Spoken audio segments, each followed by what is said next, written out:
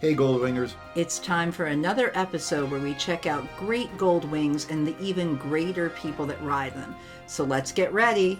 Welcome to Goldwing of the Week. Do you want to be Wing of the Week? Then subscribe and leave a comment below. Let's get to it.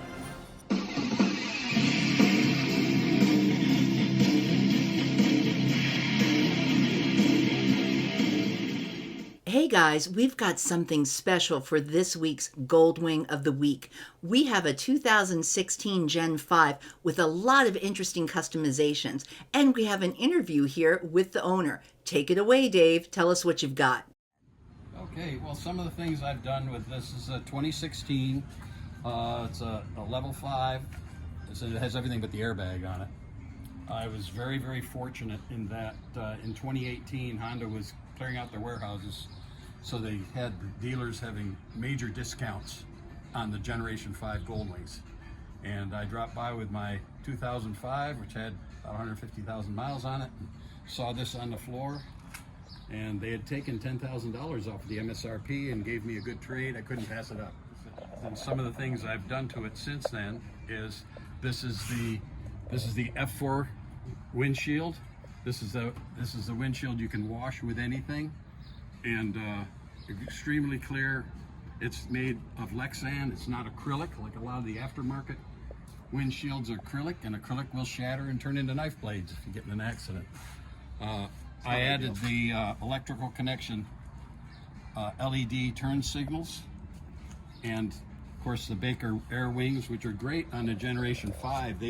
They have open for warm weather like this, directs a little air on you, and when you close them, it blocks the air going across your hands and right across her thighs when it's cold out. It's a great accessory to have. I put the little bumper guard on there just for fun because I got a good deal on it. I have the electrical connection highway lights down there, and I actually fabricated my copy of the Honda protective shields. You can buy those from Honda, but I saved about 80 bucks by making those myself.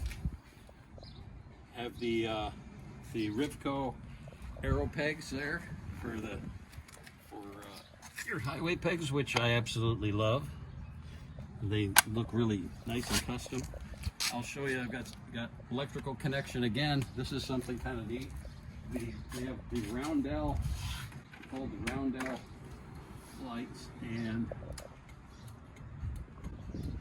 it's kind of cool. So very affordable accessory. Ram mounts, of course. I've got my Garmin GPS, and over here I got my tire pressure monitor. This Goldwing has a tire pressure monitor system in it, but the light comes on and you don't know what's going on, front or rear or not. This little aftermarket unit tells me whether it's front or rear, temperature and everything. So it's a little bit more detailed. The Garmin I find a little bit more user-friendly and detailed than the Honda GPS system. This here is a Honda accessory pouch that is originally supposed to go on the pocket on the left side there. I mounted one here and it's removable. But the thing I like about it is this is where I keep my National Park Pass or anything else that I need to have. And I like this pouch so much that on the back here, you see I have one mounted right there. That's where Honda had the communication cable for the passenger with a little rubber holder, and it always fell apart. So I have her COM cable if we use that system, and her 12-volt cable for heated gear. And so that's right there for her if she needs it. And I put one on this side also, on the right-hand side, so she can put little things in here, whatever she may want. I keep the hangers for the helmet and things like that in there. So that's a little upgrade over just having these little pouches there. Here is this is the comm control for her. She can turn the microphone on and off if she doesn't want to hear wind noise. Pit switch for CB. We have both CB and Bluetooth, and she has a volume control here also. Okay, let's talk about the rack. My first touring Guys always want to talk about the rack, don't they? My first touring motorcycle was a 1986 Yamaha Venture Royale, and I love the rack. And what happened is it wound up having engine issues and all, and parted out, got rid of it, kept the rack, because when I got my 2005 Goldwing, brand new, for my 50th birthday present to me, I just set that rack on that Goldwing, and I thought, that will fit, that'll work. So it went on the Goldwing. And when I got this one, because the bike is black, I had the rack powder coated. So this is my eternal motorcycle rack. I figure every touring bike is going to have this exact rack on it, so it kind of flows along. So Dave, why don't you tell us about your seat? Oh, the Hartco saddle. That's Hartco and Diamond are basically the same company. And I found with my 2005 Goldwing and with this one also, the Honda saddle just didn't work for me. I hear that. So this is the third bike I've had the Hartco on. They build it totally to your ergonomics, weight, height, and everything. I had him push this back about 2 inches to give me a little more leg room. He builds it from the frame up. He asks you all your dimensions and weights and everything, and it can do almost any modification for the driver and the passenger. And it has visco memory foam, and the seat back I've got from him, it's a little more leaned forward, so she isn't back like this. So if we go over a bump, her spine is straighter. She loves that, it's more comfortable. But I absolutely love it for long trips and travel. It's actually really great. I've got several friends that went with the Hartco also. I've accessorized the lights I have down here. There's some LEDs here, and those lights this is actually off of the Generation 6. And if you look at these lights here, they're the ones that go on your front suspension. Yeah. A fella on the website, he wanted amber and he ordered red, so I got a good deal on those. All right, Dave, why don't we talk about some of the stuff that we can't see just looking at this bike? Oh, the little hidden secrets. The hidden secrets, the good secrets stuff. on that. Yes. Well, one of the best improvements, put on the top of the list, is this being the Gen 5 Goldwing. I added the Henry final drive to the unit, well, it's several years ago now. Those of you that have the Generation 5, you probably well know that when you take off from an intersection or a stop sign or something, you're into second gear right away.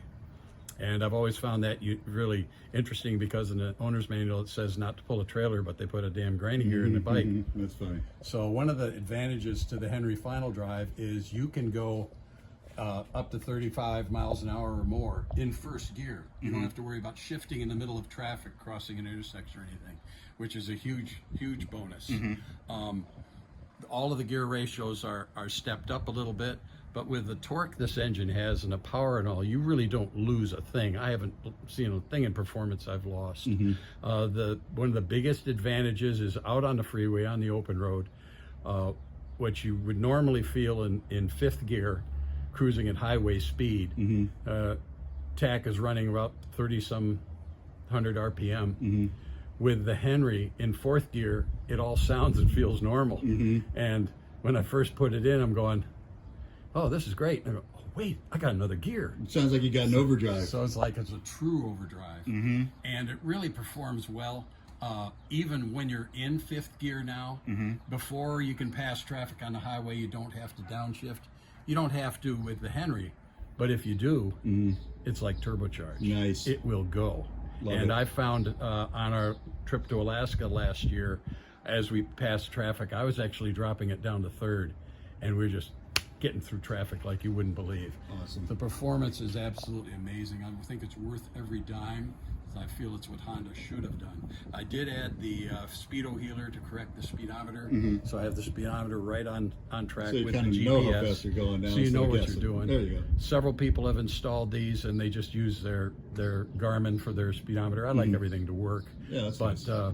I have a buddy who's I talked to him recently. He's actually in Arizona, and he says he's got exactly the same bike I have, the gray black 2016, and he says, I'm thinking of getting one of those, and I'll come over so we can install it. I said, okay, that'll be number 4 that'll be installed. So So you're a everybody- pro at this now. Everybody has them, loves them. So, Awesome. and today, the Henry Drive, mine is one of the first ones he did. Well, it wasn't the first ones. After he started doing it several years, he would machine the housing to fit the new gears. Now he's making his own housing, his everything. So there's no exchange needed. Okay. And it's wonderful. He does a fantastic job.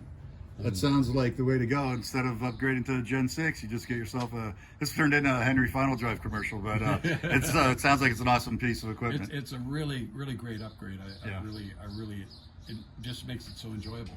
Yeah. Awesome. All right. Well, we'd like to thank Dave for being this week's Wing of the Week. Thank you, sir. Yeah. It's an awesome Pleasure. bike.